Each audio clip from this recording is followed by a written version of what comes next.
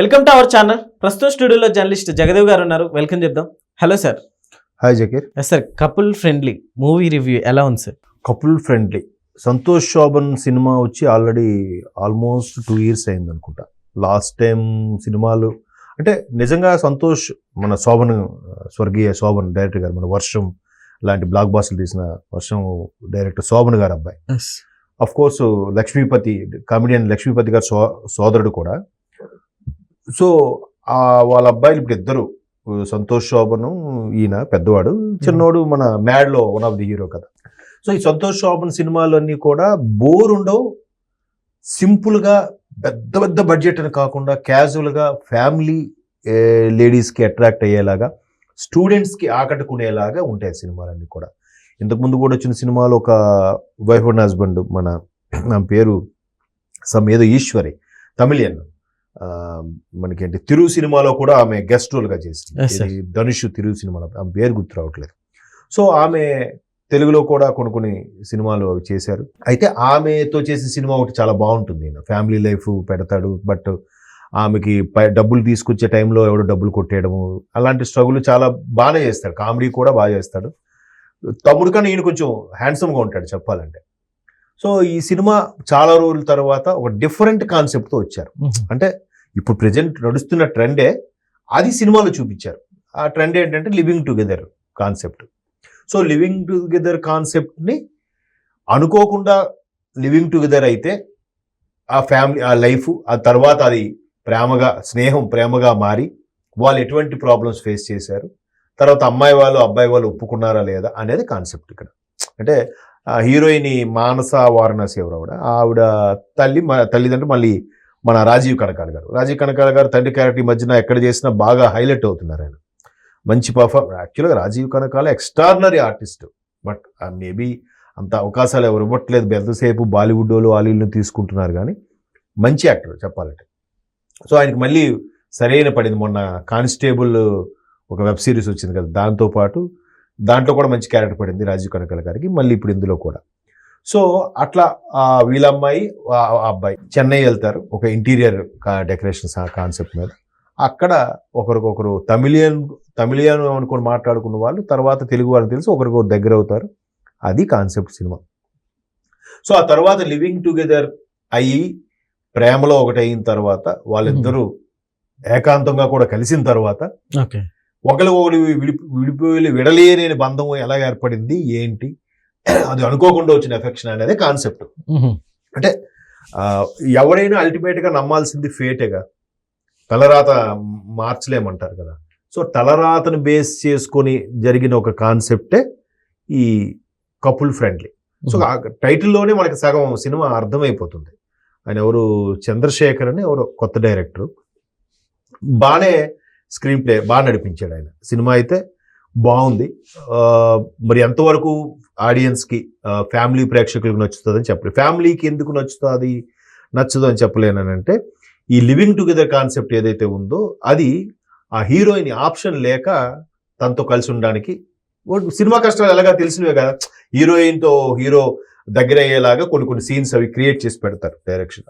అది మసాలా అనుకోండి, లేదంటే అన్ని రకాల ప్రేక్షకుల్ని అట్రాక్ట్ చేయడానికి కోసం అనుకోండి, ఒక బాగుంటుంది. అదే కాన్సెప్ట్ ఇక్కడ హైలైట్ ఏంటంటే సినిమాలో యోగి బాబు, యోగి బాబు కమెడియన్, యోగి బాబు ఐడియా ఉంది, హెయిర్ ఇలా ఉండి బాగుంటారు. సో ఆయన ఇప్పుడు తమిళ్లో టాప్ మోస్ట్ కమెడియన్. ఆయన ఏ సినిమా ఉన్నా సినిమా బ్లాక్ బాస్టర్ అన్నమాట. సో ఆయన ఈ సినిమాలో ఉన్నారు. మేబీ ఇది ఫస్ట్ తెలుగు సినిమా అనుకుంటా ఆయన యాక్ట్ చేసిన దాంట్లో. సో తెలుగు డైలాగ్స్ అంటే డబ్బింగ్ అవుట్ చెప్పారు, ఆయన చెప్పాడు తెలియదు, కానీ ఆయనతో ఉన్న సీన్స్ చాలా బాగా వర్కౌట్ అయ్యాయి. అంటే ఇక్కడ కాన్సెప్ట్ ఎలా అంటే తెలుగు తమిళ్ మిక్స్ చేసి తీశారు. మేబీ తమిళ్ వెర్షన్ రిలీజ్ చేసేటప్పుడు అక్కడ సేమ్ అన్ని తమిళ్ ఉంటాయి, తమిళ్ మాట్లాడే తెలుగు పెట్టి ఉండొచ్చు బహుశా. అంటే అక్కడ వాళ్ళు ఇక్కడ హైదరాబాద్ వచ్చి మాట్లాడుకున్నట్టుగా ఒక కాన్సెప్ట్ లో ఏదో పెడితే. సినిమా అయితే మాత్రం బాగుంది, చూడొచ్చు ఒకసారి. కాకపోతే సంతోష్ శోభన్కి చాలా రోజుల తర్వాత అమ్మయ్య సినిమా ఒకటి బాగుంది, మంచి సినిమా పడింది అనిపించేలాగా అనిపించింది. ఎందుకంటే మంచి దాన్ని ఏమంటారు, యాక్టింగ్ స్కిల్స్ ఉన్న హీరోని. ఎందుకంటే సీతారామన్ సినిమా ప్రమోషన్స్లో భాగంగా కూడా ఆయన అదే అడిగాడు, అసలు ఆయన దుల్కర్ సల్మాన్కి ఎందుకు పెట్టాలి, మన తెలుగు వాళ్ళకి పెట్టచ్చు కదా, తెలుగు సినిమాలకి కాబట్టి అని. బట్ దర్శకులు ఒక్కొక్కరిని దృష్టిలో పెట్టుకొని కథ రాసేటప్పుడు వాళ్ళకే ఏదవుతుంది. చూసారా, తినే మెతుకు మీద తినేవాడి పేరు ఉంది అన్నట్టుగా నటించే పాత్ర మీద కూడా ఆ నటుడి యొక్క పేరు ఉంటుందట. సో ఆ పేరు ఉంటే అది ఖచ్చితంగా వాడికే వెళ్తుందంట. అంటే కొంతమంది అలాగా నమ్ముతారు. సో అక్కడ కూడా సీతారామంలో దుల్కర్ సల్మాన్కి వెళ్ళి ఉండొచ్చు. ఈయనకి ఈ కపుల్ ఫ్రెండ్లీకి సంబంధించి ఈయనకి ఈ పాత్ర వచ్చి ఉండొచ్చు. బట్ ఈయన ఇట్లాంటి కామెడీ కానీ ఇట్లాంటి ఎమోషనల్ కానీ బాగా చేస్తాడు అసలు. ఎందుకంటే కామెడీ ఎవరైతే బాగా చేయగలుగుతారో వాళ్ళు అన్ని రకాల ఎలిమెంట్స్ కూడా బాగా చేయగలుగుతారు. ఇందులో ఇంకోటి ఏంటంటే ఆయన గొప్పతనం సంతోష్ శోభన్లో క్లీన్ షేవ్ చేశాడు అనుకోండి, ఇంటర్మీడియట్ కుర్రాడని నమ్మేస్తారు. అలా ఉంటుంది.